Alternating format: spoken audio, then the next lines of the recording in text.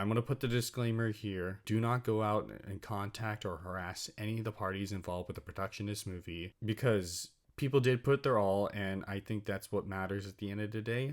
If it helps artists get food on the table, so be it. Hello everyone, welcome back. My name is Brad Clark, and today we are going to be discussing about Jurassic Park 7, aka Jurassic World Rebirth. So I saw this movie a day before the 4th of July, and when I first went out of the movie theater, I was not really sure how to explain my thoughts and feelings, but after having thought about it for a couple of days, I'm much more able to go in depth with my feelings about this movie and my overall thoughts on it. Again, for the sake of this review, I'm not very happy with this movie, but I'm going to be as objective and not too harsh as possible, because I do believe people did put their all into this project, and I think that's very important that you give them credit where it's due, as I think it's very important for you to be very supportive of creative people, because being creative is not an easy process. So let's talk about this movie. So this is the 7th entry into the series. They are milking it at this point, but unlike the Jurassic World trilogy, which I don't really call them Jurassic World, I call them Jurassic Park 4, 5, and 6, but, regardless, they brought back David Koepp, who wrote the first and the second Jurassic Park movies. And during the lead up into this movie, it was really interesting to hear him in interviews and in news articles about how he felt like there was a lack of horror in terms of direction for the series. It seemingly wanted to go in a Resident Evil 7 route in terms of focusing more on the horror instead of the strange mutant hybrids we got in the other movies. But this movie, of course, since it's titled Jurassic World, we got the hybrids, and we didn't just get one, we got two, both of which were spoiled in the trailers. But David Koepp, I always liked his writing for the first movie. The second movie, I used to really not like that, but as the years went on, I actually kind of grown to have a better appreciation of it, especially after reading the Michael Crichton books, because there's only two of them, but I really like that a lot. And David Koepp's writing, at least for the first one, was very interesting, and I really like that one. In terms of the writing department, they try to blend elements of that first movie with the philosophical talk with Dr. Henry Loomis's character. And his character, I really liked him. He was kind of a plain Dexter, but he cared a lot about what was going on, especially with the family that was in the film, and especially with Zora's character. I felt like their chemistry was really interesting. Zora's character was, if I had to put it bluntly, a little bit two-dimensional. What I mean by two-dimensional, it's not one-dimensional where it's one note. They try to do with the complexity thing, but I felt like they tried a little, but they tried to make Zora's character, Scarlett Johansson's character, three-dimensional, but it kind of came across as a little bit two-dimensional, if that makes sense. I know some people said this, they wanted Zora and Dr. Henry Loomis to kind of be a thing, if that makes sense. At least that's what I thought they were going to go with in this movie, or at least that's what they kind of were hinting and insinuating at, and didn't really go in that. Granted, I'm not saying it's a requirement, I get it. It still would have been interesting to kind of see that chemistry at least develop. It doesn't necessarily have to be romantic, but you know what I'm saying. Zora, I would say, could have been more interesting, especially dealing with post-traumatic stress disorder, wanting to leave the field, and how mercenary work never turns out good in the end, and you're always left with the trauma. I feel like that's something that some projects might have explored,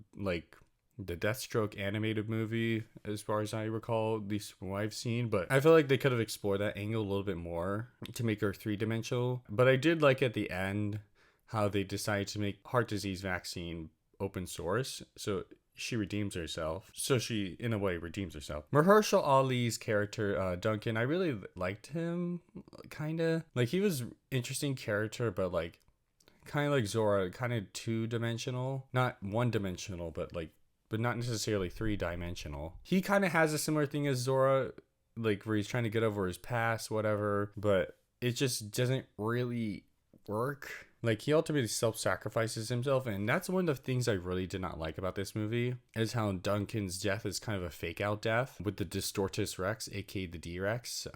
As terms of the family, all of them were fine, but in terms of the writing department, it kind of felt like David went with the Lost World writing in terms of two separate factions kind of like more or less being intertwined together, which is fine, don't get me wrong. I felt like the execution could have been way better than it was. The one character I kind of liked was Xavier. Like, yeah, he was kind of came across as kind of a stoner, but he kind of proved himself reliable, like by saving his girlfriend Trisha. Overall, like, he felt like the comic relief character. They were trying to make him be more responsible, but like I felt like in terms of the writing, it could have been much more evolved, forgive the pun, way more interesting and deeper. Because at first you don't like him, and like you wanted to basically be chomped by the Spinosauruses or the Mosasaur. To be fair, I did see spoilers beforehand.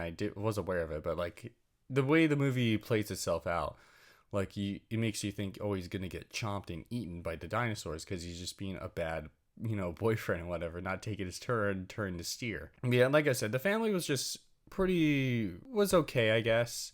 It could have been way more developed, I feel. It just wasn't really executed well enough for me to really truly care about the characters. Like, they were two-dimensional, but I felt like it was way overcrowded in terms of the writing department with all the characters there. It could work. I think cutting down the cast, giving us more time to develop the characters so we do care about them. I think one of the ways to make us care more is like the characters get eaten by the dinosaurs, which is one of the whole points of this monster movie. Yes, I know they're not technically monsters, dinosaurs, but you know what I'm saying.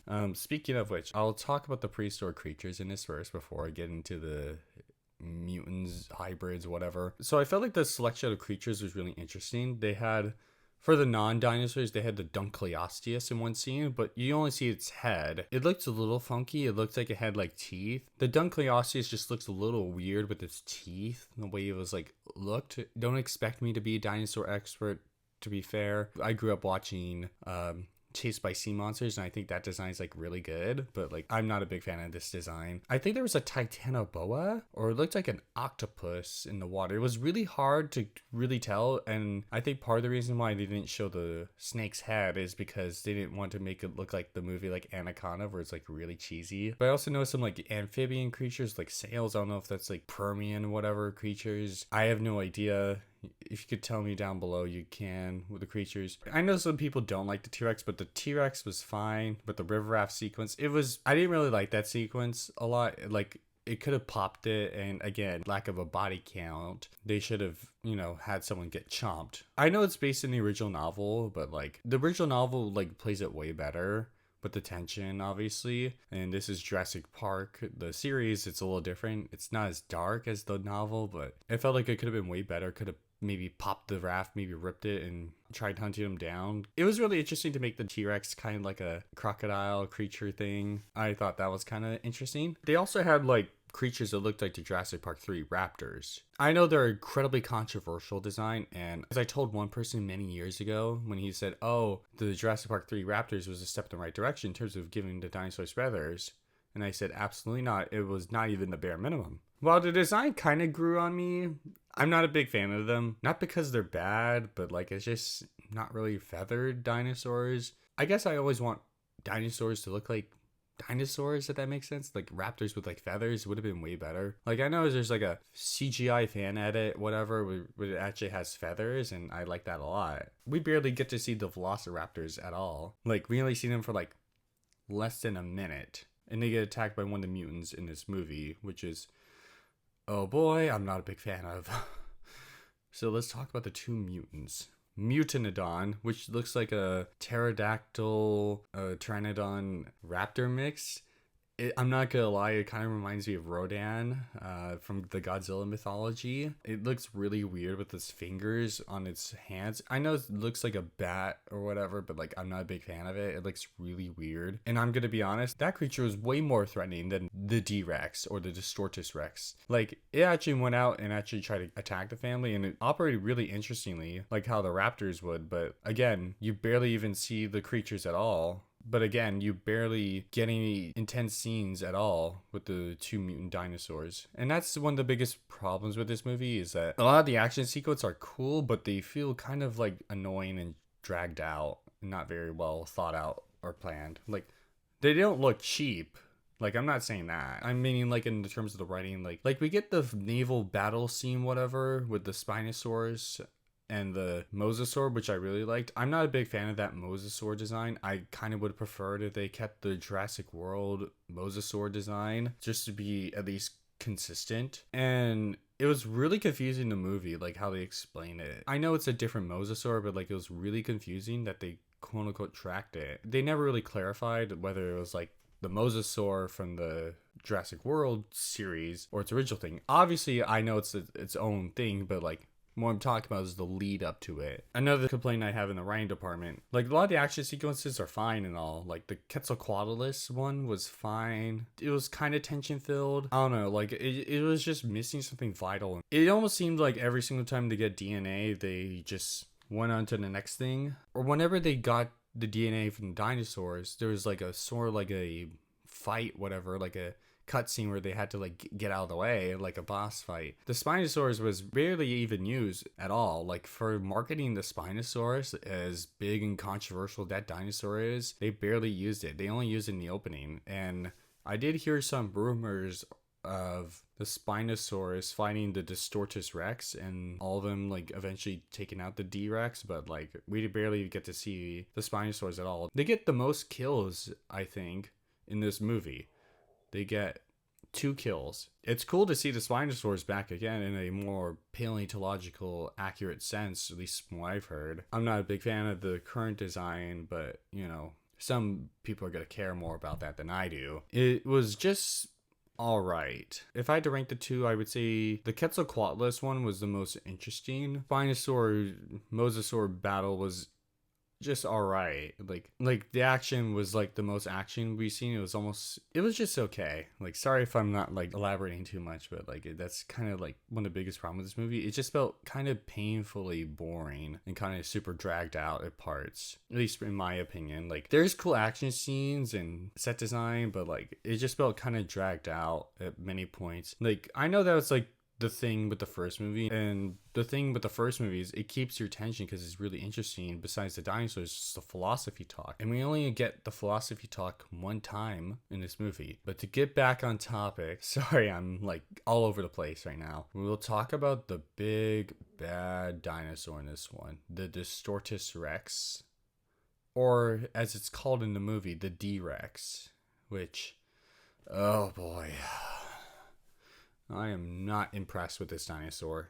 Well, mutant, whatever. They never really clarified if this thing was the predecessor to the Indominus Rex, the Indoraptor, or the Scorpius Rex. In my headcanon, it is. I know it's the quote-unquote attempt to make a T-Rex better or whatever, but they never clarify that in the movie. And the way the dinosaur breaks out kind of reminds me of a Final Destination. Like a Snickers bar literally gets sucked into an air vent and it shuts down the whole thing. Kind of like the Penny in the Final Destination Bloodlines. Like that beginning scene, I really liked it. I was a big fan of the Snickers thing. Like this facility was built around maybe like 2009, 2010, something like that. You're telling me a Snickers bar, like a wrapper, causes the whole thing to shut down? Are you kidding me? Like, I'm not a big fan of that. Like, it makes sense, I guess, but like I'm not a big fan of that. Like maybe temporarily shut it down and maybe that's how the Distortus Rex escapes. But like the scene with the Distortus Rex attacking the scientist, it was really interesting and obviously like kind of creepy.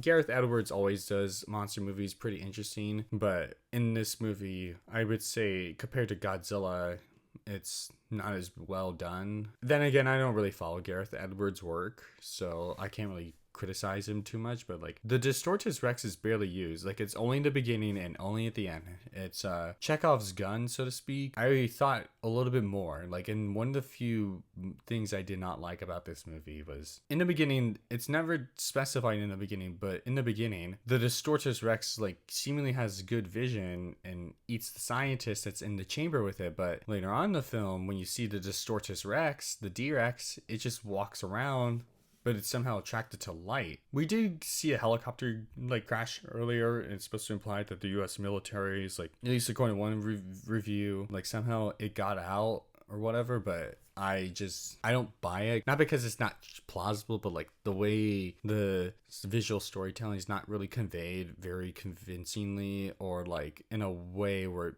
it's like not like on the nose, but like, but it's way too abstract and not as subtle, at least in my opinion, if that makes sense. So like apparently the D-Rex can only see light. So Duncan's character distracts the D-Rex by going to the swamp to distract it with a flare, but like it just doesn't make any sense to me. Like you're telling me in the beginning it looks it's fine.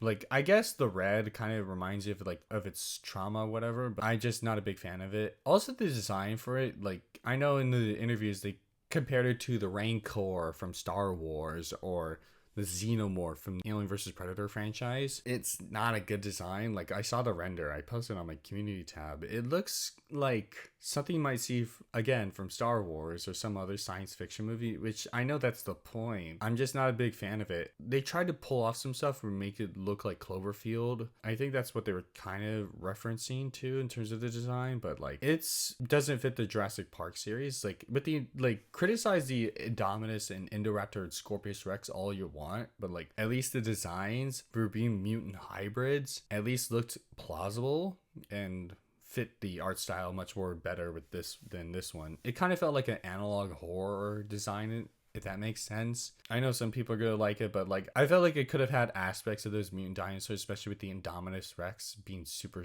intelligent and all. Like I know there's some theories that has human DNA. I'm one of those people who campaigns that has human DNA, the Indominus I mean. But the Distortus Rex, it's never really conveyed what it is exactly. I guess it has some human intelligence and it's big and all. Like it looks, like I said, it looks like Cloverfield, but it's just not very well done, if that makes sense. And I felt like the Distortus Rex could have been written way better, like seen much more often than it is. Like the dinosaur who's not dying in the end, I think kind of takes away as well. The way I would rewrite this creature is it's a creature kind of like Shin Godzilla, where it's suffering and it's an incredible amount of pain and it doesn't know why it exists the way it does, you know? I just thought it would be much more interesting with that angle. But the soundtrack also was like barely used, or if it was used, it was barely recognizable. And I really like soundtracks a lot. I always will prefer to listen to a soundtrack than any type of music that's mainstream. But like they kind of used the Jurassic Park theme, not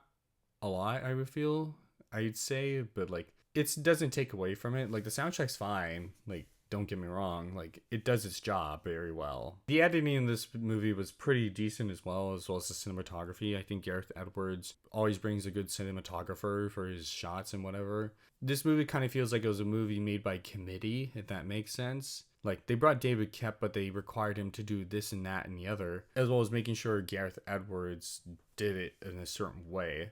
Because I know there's a huge amount of complaints from the Jurassic World franchise. Editing Brad here. I totally forgot to add this in my review. Also, there was like a megalodon, I think. Not like, you don't see the megalodon, but like you see it's like jaw thing, whatever it's called. But like, so the setup is essentially the dinosaurs from Dominion, even though they spread across the planet. The reason is because there's not as much oxygen in the air, so they can only be at the equator. Isabel, one of the characters, brings back one of the dinosaurs from the equator onto the mainland at the end of the movie. And the dinosaur being Dolores. I mean, cute dinosaur aside, but like the dinosaur was just okay, but like my point is, I mean, granted, it's not all people might not know that necessarily, but if it's the Neo-Jurassic period, as it's stated in the movie, why wouldn't the family say no to the dinosaur coming back? And also, why isn't there the Dolores' mother around? I think it would have been much more interesting if Dolores' mother came back to destroy the Distortus Rex at the end of the movie. I think that would have been way better, obviously. That's another thing that bothers me is the Neo-Jurassic period idea. Like, don't get me wrong, it's an interesting concept. And I don't want to say this without sounding accusatory, but when the Apatosaurus from the Jurassic World trilogy was shown, specifically in Dominion, it was shown as dying. Like, it makes sense in the context of the movie, but it felt like it was a little disingenuous and maybe slightly disrespectful. Again, I might be totally misreading that, but like, say what you will about the previous 3 movies and their questionable quality at times. Like, that Apatosaurus was like something I kind of cared about, regardless of how questionable the movies are. It kind of makes sense, this idea of the dinosaurs not being able to breathe the oxygen, but then how were they able to breathe at the equator? Like, I don't know if that makes sense, because I feel like that would not make sense in reality, but like, I don't really know. But, anyways, just thought I would put my 2 cents here about the explanation. I'm not a big fan of like the dinosaurs all dying out. The way they wrote it, I was not a big fan of it. That's my review for this one. If I had to be honest, this is my least favorite movie of the year. It's the worst movie of the year for me. I don't think it's very good, but obviously I think people did put their all into this. It's just, for me, the biggest problems with this movie, it's boring, it's slow, and like the writing could have been way better. I think David Koepp did try his hardest, and I think he is a very good person. He's very good, but I think he could have done a little bit better in terms of the writing department. I think it would have helped flesh it out a little bit more. And Gareth Edwards, with his direct, he does his job very well, but like, I think he could have done a little bit more, I guess, interesting visuals is the wrong term or something like that for the project, I would say. And then the acting was pretty decent. I think the billionaire character, Martin, was decent, I guess, but I think he could have been much more refined. Like he's selfish, but I think the biggest issue with this movie is just the writing department, and I wasn't expecting much, but I was very disappointed. Unfortunately, I'm gonna have to give this movie a 2.5 out of 10. I wasn't expecting much, and it under-delivered, unfortunately. Like I said, I think this franchise is kind of just run its course. It's better than the last one, I'll give it that. It has aspects of it that's better than Fallen Kingdom and better than Dominion. And with Dominion, I'm talking about the theatrical cut. The extended cut was a little bit better, but anyways, this movie, just, I think it's the final word in the story of Jurassic Park. If they want to continue, I don't think they should continue, but if they really truly want to, instead of making it a sequel to the current existing franchise, they should instead make their own miniseries based on the Michael Crichton novels, because there's 2 of them. There's been enough time from the first movie and the second movie for us to not like get a remake per se, but like get a full-on adaptation of those books, because they're really essential for talking about science, technology, and our lack of understanding of nature and control. I know this movie's been very divisive with a lot of people. I know a lot of people kind of said what I've said. This is just my opinion of this movie. If you like this movie, go for it, Like, I'm not telling you to not have your own opinion, My truth is not the gospel, and it's not, like, the objective truth, My taste is subjective, but anyways, it is what it is, and I'm okay with that. If you liked this video, feel free to give a like. If you're interested in my thoughts on the overall series, maybe I might do a marathon where I break each one of them down. I can do it on a live stream, or just do it in a separate, longer video. Feel free to let me know down in the comments down below. Thank you very much all for watching, and I hope to see you soon on a better review.